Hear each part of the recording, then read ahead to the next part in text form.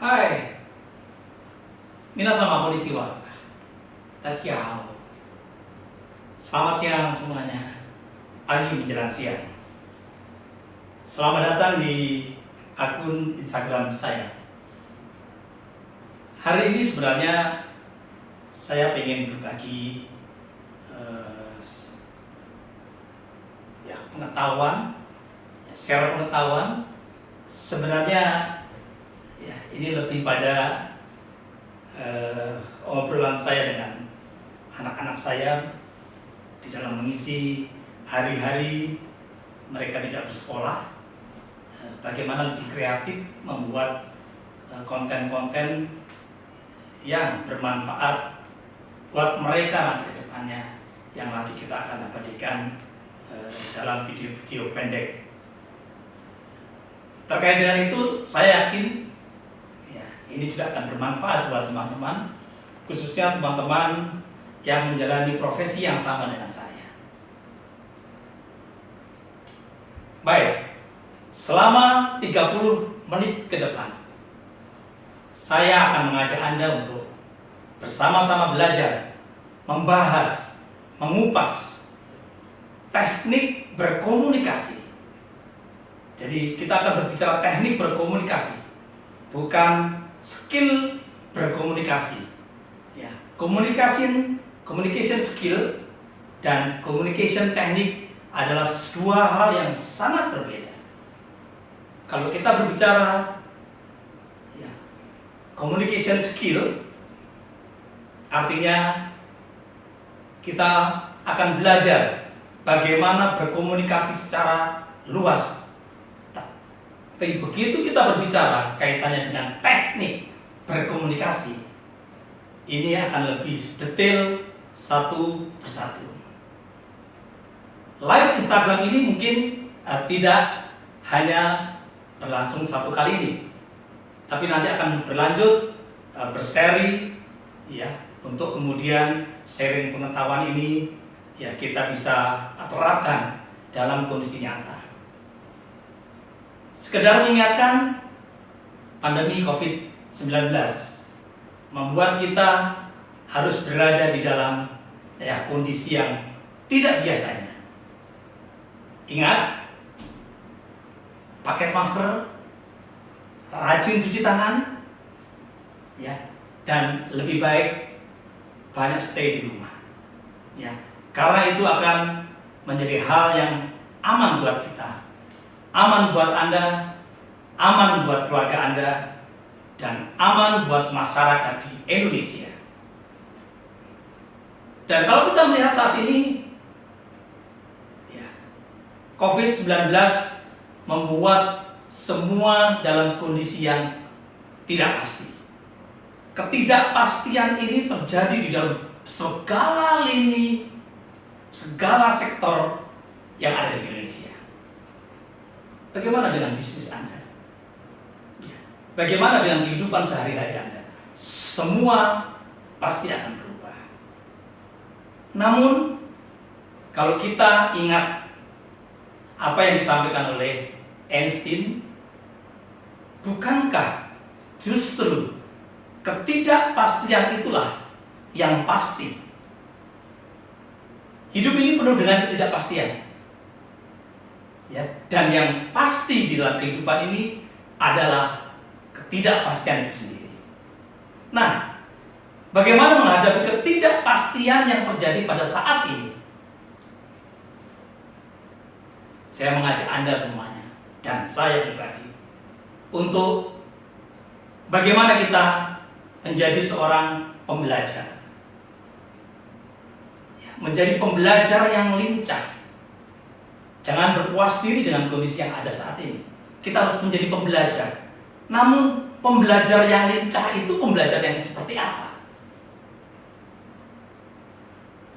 Ada dua kalau kita mengetahui kaitannya dengan seorang pembelajar yang lincah. Yang pertama adalah growth mindset. Jadi orang yang secara pertumbuhan mindsetnya selalu berkembang, selalu update, selalu belajar hal-hal yang baru. dan tidak berada pada stigma atau paradigma lama. Menganggap sesuatu yang lama itulah yang paling benar. Ya, dan kita berada di zona stagnasi pada pemikiran. Inilah ya mindset yang kedua yang disebut dengan fixed mindset. Jadi dari grow mindset ada fixed mindset. Di manakah kita akan berada? Ya, saya berharap ya teman-teman semuanya terus mengembangkan mindset yang grow, yang tumbuh, yang berkembang, yang update, up to date. Karena dengan begitu kita bisa terus berselancar di dalam kondisi yang tidak ada kepastian ini. Dan ingat, hanya ada satu rumus di dalam menghadapi ketidakpastian ini, yaitu adalah fleksibilitas.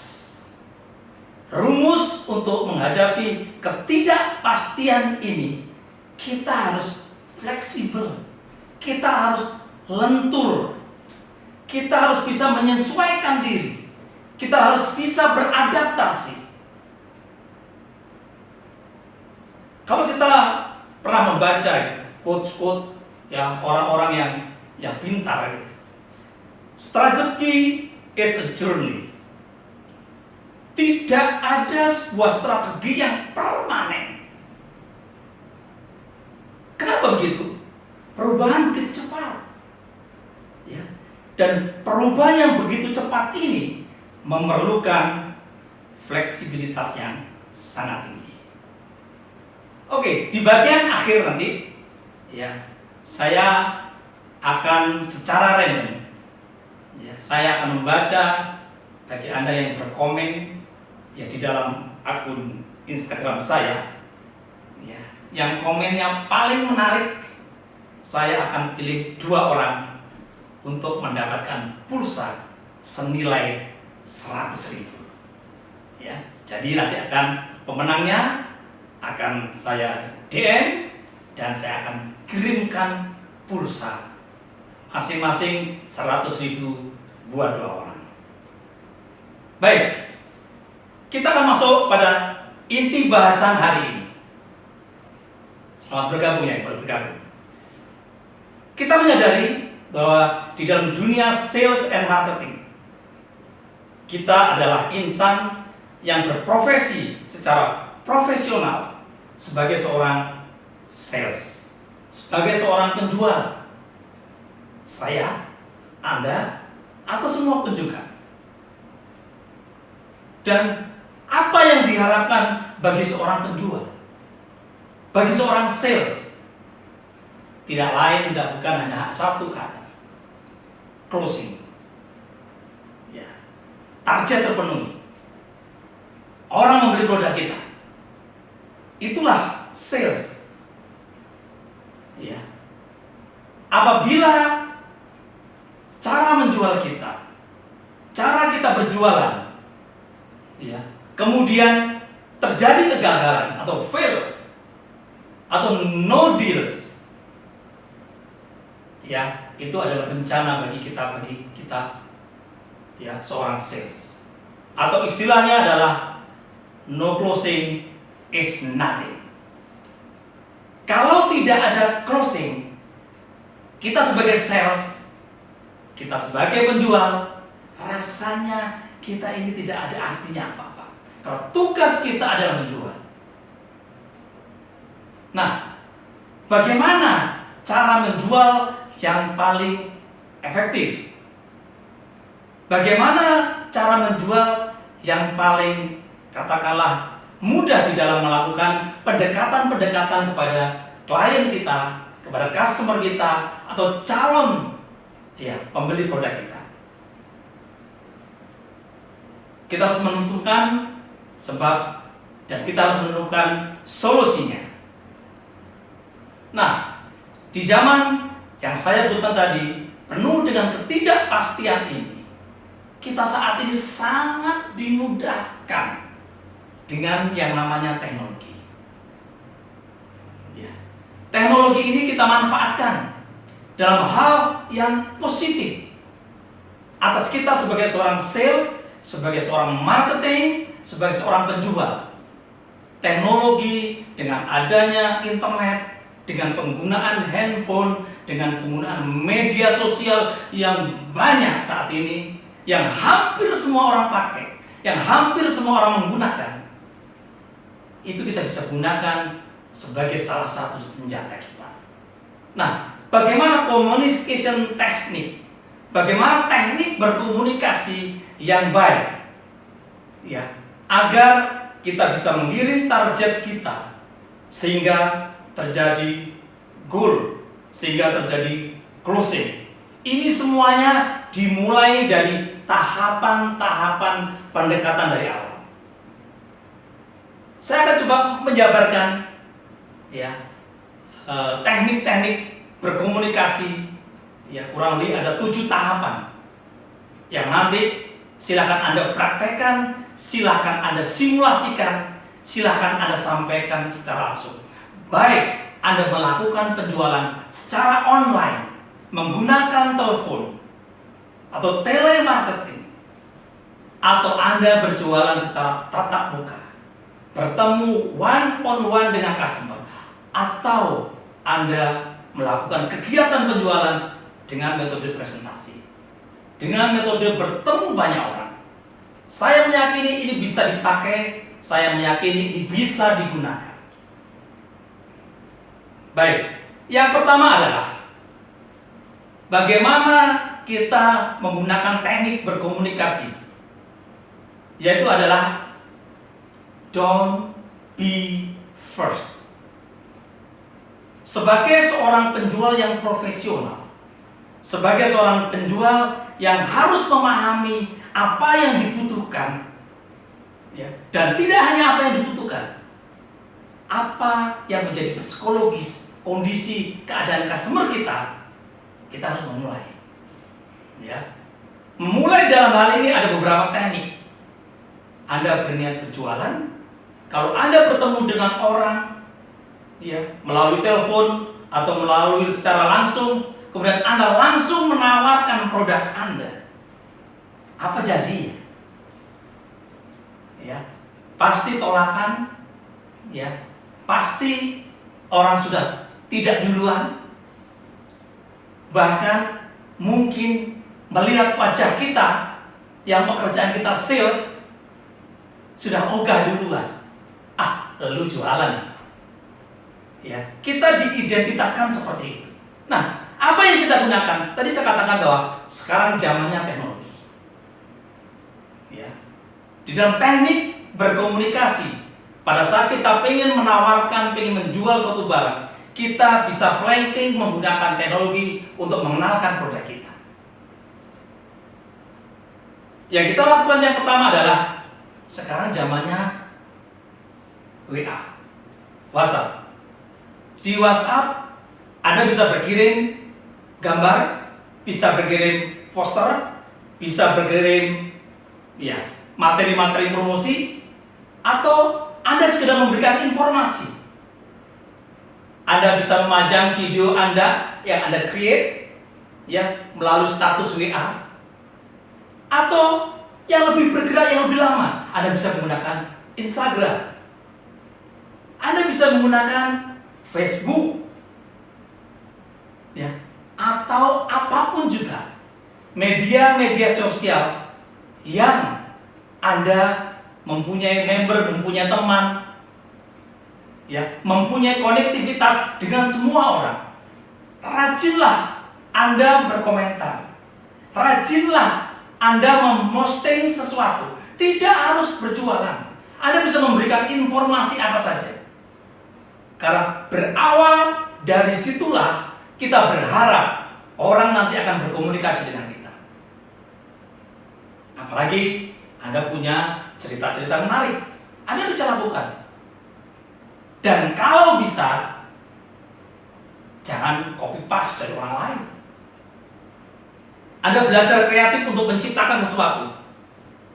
Ya, Anda posting, orang membaca. ya, kemudian orang tertarik. Dari situlah, ya, Anda kemudian orang itu kalau tertarik pasti akan menghubungi Anda, atau sekedar memberikan jempolnya, memberikan like-nya, atau berkomen. Kalau sudah berkomen, ini adalah kesempatan kita untuk masuk. Ya. Jadi teknik yang pertama, jangan pernah Anda memulai untuk menawarkan barang Anda. Ya. Anda harus menawarkan dalam bentuk yang lain. Informasi, say hi, apa saja.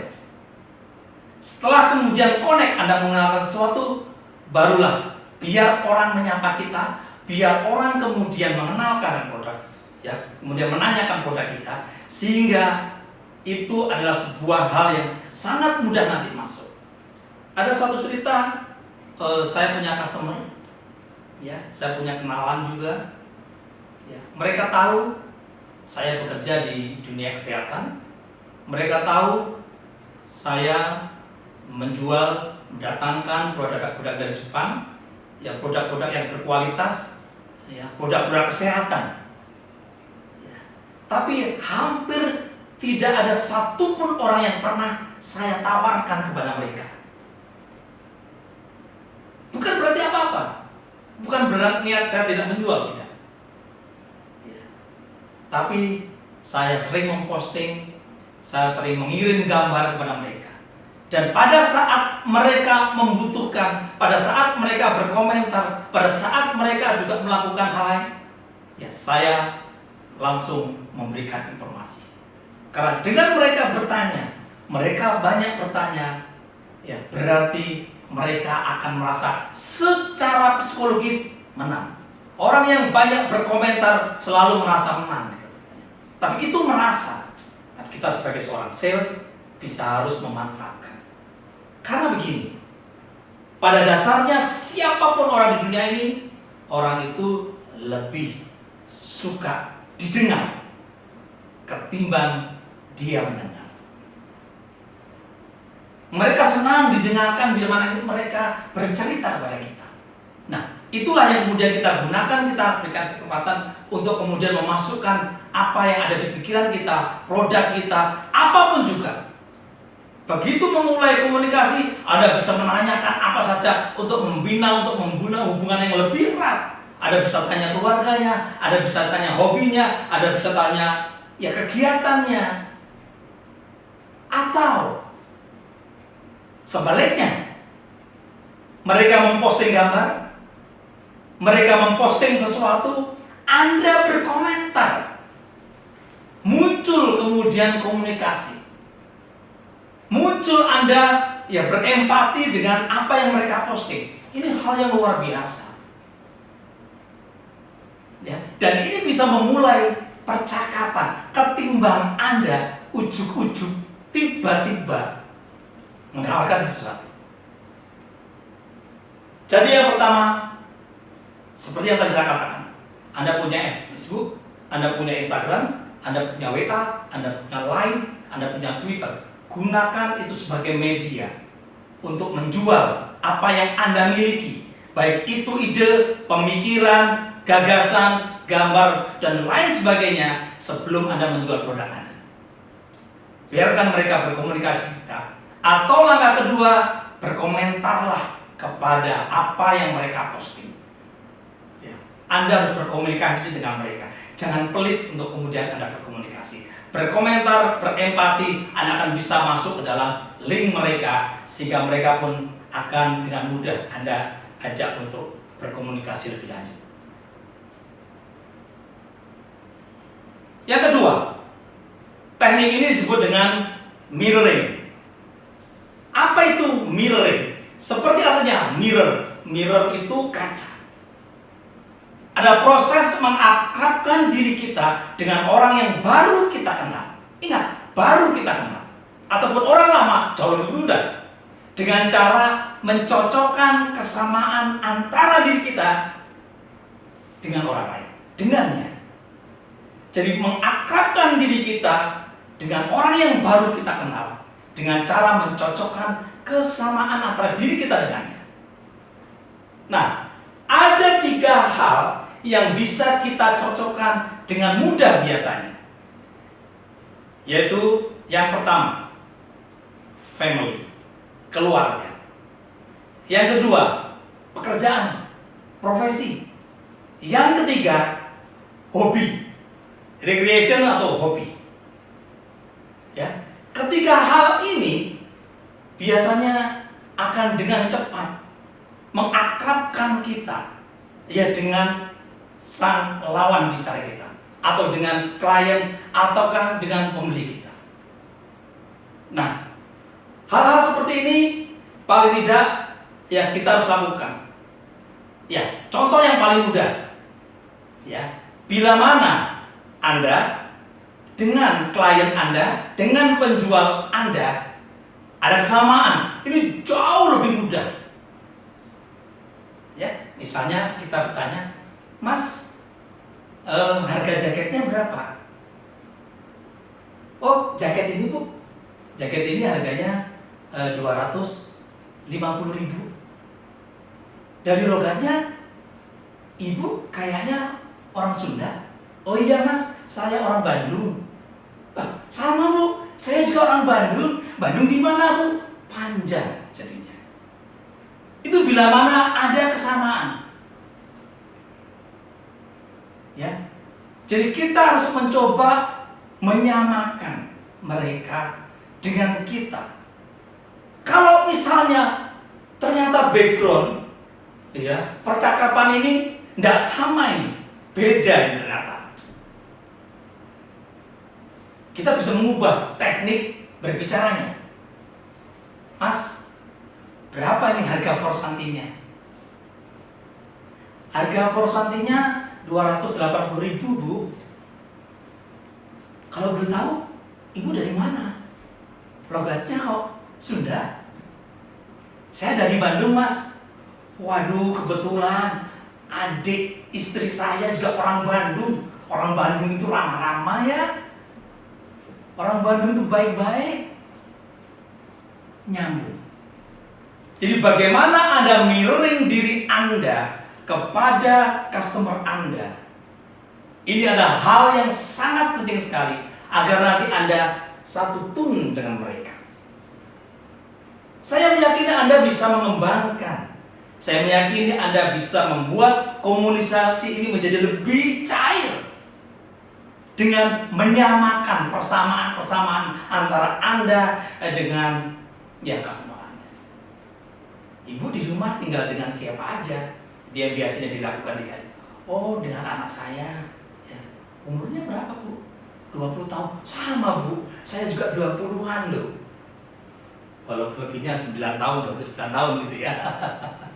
Ya, tapi bagaimana kita berkomunikasi?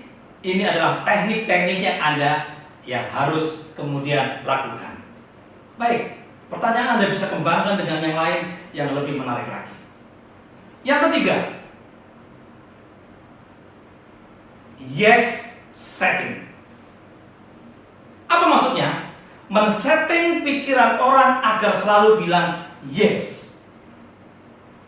Men-setting pikiran orang agar selalu bilang yes. Dengan cara menanyakan sesuatu yang sebenarnya kita sendiri sudah tahu jawabannya. Karena menurut riset, 3 kali orang bilang yes, keempat kalinya pasti dia akan yes juga.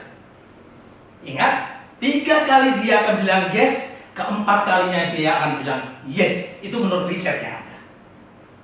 Nah, bagaimana men-setting pertanyaan-pertanyaan komunikasi agar customer itu selalu bilang yes? Itu bisa diciptakan. Komunikasi bisa melalui 3 hal. Yang pertama, yang sifatnya universal truth, kebenaran yang mutlak. Contoh banyak. Tuhan itu satu ya Bu? Ya. Tuhan punya malaikat ya Bu? Ya. Nabi-nabi juga ada kan Bu? Ya. Sebagai petunjuk kehidupan kita. Ya, diciptakan ya Al-Quran di dalam orang Islam, Alkitab di dalam orang-orang Islam. Betul ya Bu? Iya. Ya, itu adalah kebenaran mutlak dan orang nggak akan bisa memungkiri. Anda bisa ciptakan dengan gaya komunikasi seperti itu. Setting yes. Yang kedua, Anda bisa menciptakan dengan ya skill ya biasanya dilakukan oleh orang-orang telemarketing di bank. Mungkin Anda pernah ditelepon dengan questioning atau pertanyaan. Selamat siang, betul dengan Bapak Didin Tarsudin?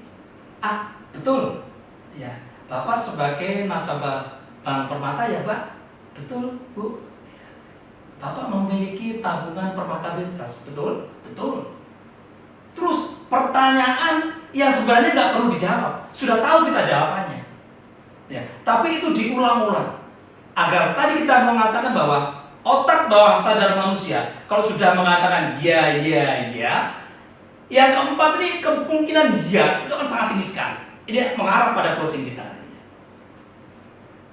Yang ketiga, kalau Anda masih bingung mau tanya apa yang biar dia jawabnya ya, tanyakan hal-hal yang terjadi saat ini. Ya, on the going. Yang terjadi saat ini. Bu, hari ini tadi pagi hujan ya? Iya. Hujannya gede banget ya Bu ya? Iya. Ya. Tadi di sini anginnya kenceng di rumah Bu. Sama, anginnya kenceng. Iya, iya lagi. Gitu. Iya. Tadi kesini naik sepeda motor ya Bu? Iya, karena kita tahu dia sudah naik sepeda motor. Iya, iya. Jadi sesuaikan dengan hal yang terjadi saat ini. Ya, Ibu banyak tinggal di rumah aja? Iya Mas, takut nih. Ya memang COVID-19 mengerikan ya Bu ya? Iya. Dan jumlahnya semakin hari semakin bertambah ya Bu? Iya. Ya seterusnya. Anda bisa men-setting itu, kembangkan. Karena ini adalah teknik menggiring, teknik untuk orang tidak berkata tidak, tapi selalu mengatakan iya. Oke, yang keempat. Mengajukan dua pilihan sehingga mau tidak mau orang memilih salah satunya. Ingat, pilihannya harus positif. Sering disebut dengan double bind. Ya, ada dua pilihan, ya, tapi pilihannya semua positif dan orang nggak bisa memilih yang lain. Hanya dua pilihan itu. Maksud saya, jangan sampai salah pertanyaannya. Gimana Pak? Jadi beli sepeda motornya? Jadi tidak. Kalau dia ragu-ragu jawabnya pasti tidak. Pak, gimana? Mobilnya jadi SPK atau tidak? Tidak. Selalu jawabnya tidak. Tapi bagaimana kita menawarkan dengan cara yang lain? Pak, mobilnya mau diantar hari ini atau besok? For nantinya mau dikirim atau Ibu bawa sendiri? Ya, Ibu nantinya akan membayar di sini atau di kantor.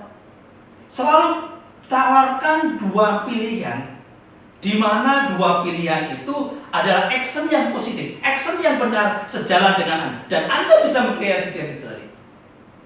Jadi jangan pernah memberikan dua pilihan yang berbeda yang hasilnya negatif. Jadi beli nggak Bu? Enggak. Bu, dikirim siang atau malam? Siang atau malam ya? Mikir deh. Malam deh. Ya, ini teknik. Itu disebut dengan double bind atau memberikan dua pilihan, di mana pilihan tadi, ya orang kita menggiring mereka untuk memilih salah satunya. Jangan sampai salah membuat pertanyaan. Oke, yang keempat disebut dengan sympathetic game. Ya, adalah mengulang kata-kata lawan bicara sehingga, ingat, garis bawahi, sehingga dia beranggapan kita simpati kepada dia. Seringkali customer itu menanyakan, Mbak, harga sepeda motornya berapa? Dia sudah tahu harga sepeda motornya karena dia sudah lihat di internet. Ya. Bayangkan kalau kemudian Anda menjawabnya harganya 14 juta. Ya. Jawabannya terpenuhi, tapi tidak menimbulkan simpati. Anda juga tidak berempati kepada dia. Ya.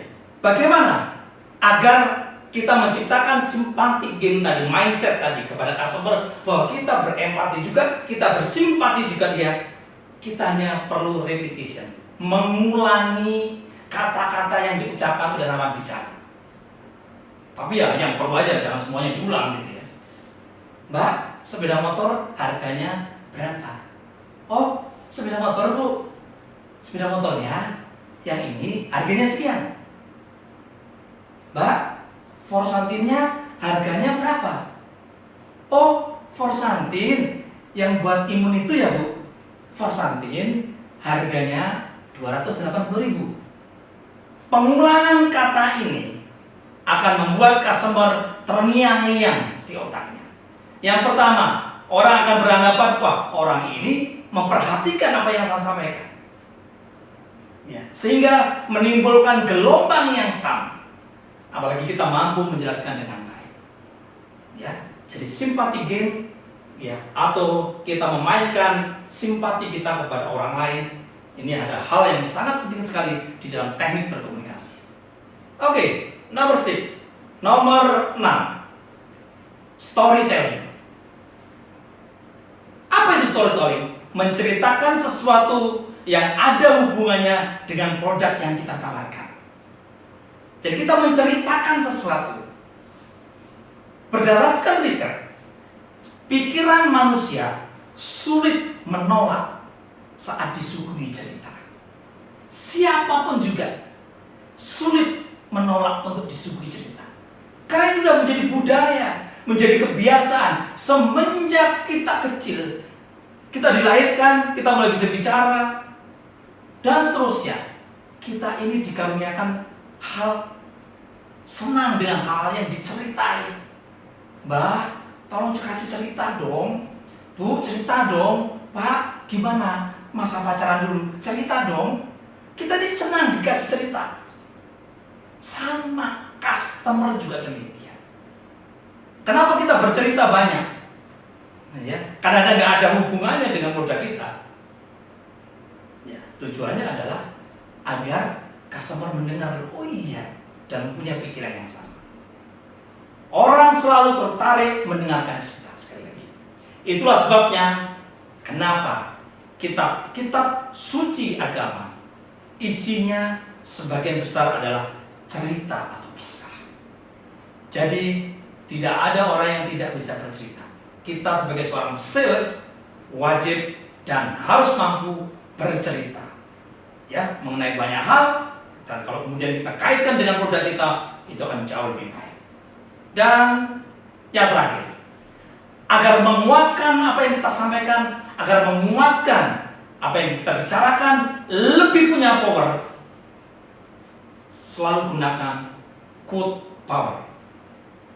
Ya, quote power ini sangat penting sekali. Menggunakan kekuatan kata-kata seorang tokoh yang berpengaruh. Di depan tadi, kalau Anda ingat, saya menggunakan Albert Einstein dengan teori relativitas, yang kurang lebih isinya adalah terkait dengan ketidakpastian.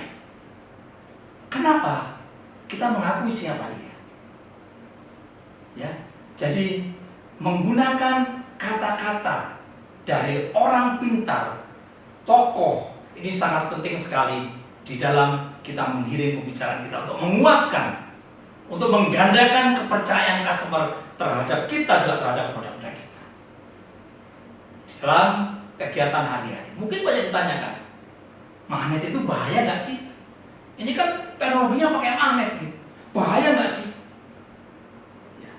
Bu, nggak bahaya Bu, aman kok, sudah diteliti. Bayangkan kalau kita pertanyaan kemudian jawaban kita seperti itu. Dibandingkan pada saat kemudian kita menjelaskan, magnet itu bahaya nggak sih?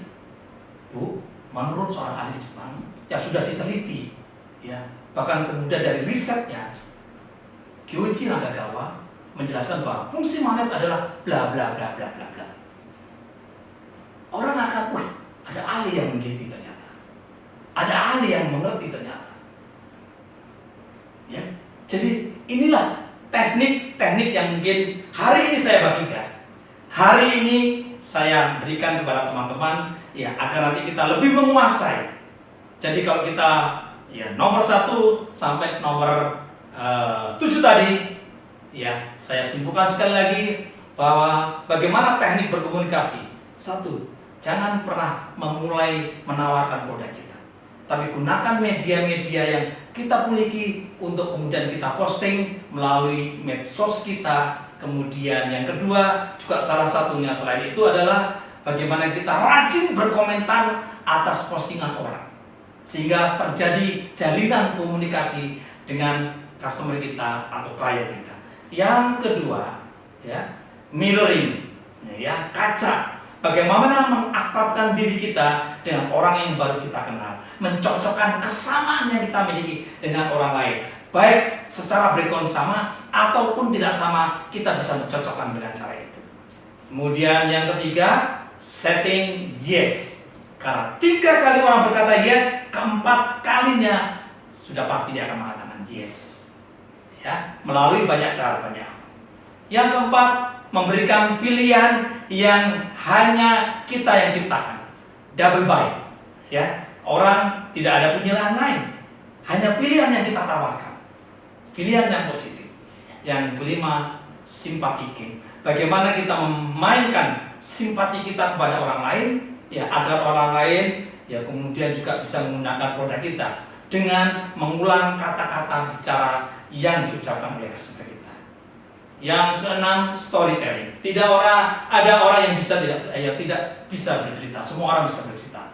Karena semua orang bisa berbicara, berarti dia bisa bercerita. Gunakan cerita-cerita yang menarik untuk kemudian mengilhami teman-teman Anda. Dan yang terakhir, quote power. Gunakan kata-kata tokoh yang bersejarah, yang powerful untuk mendukung teman-teman di dalam perjuangan. Baik, terima kasih. 30 menit lebih saya berbicara di hadapan teman-teman. Nanti kita akan sambung dengan tema yang lain yang lebih menarik. Ya, semoga hari-hari Anda adalah hari-hari yang menyenangkan. Welcome ke new normal. Anda akan memasuki era di mana ketidaknormalan yang terjadi saat ini akan menjadi normal dalam kehidupan kita selanjutnya.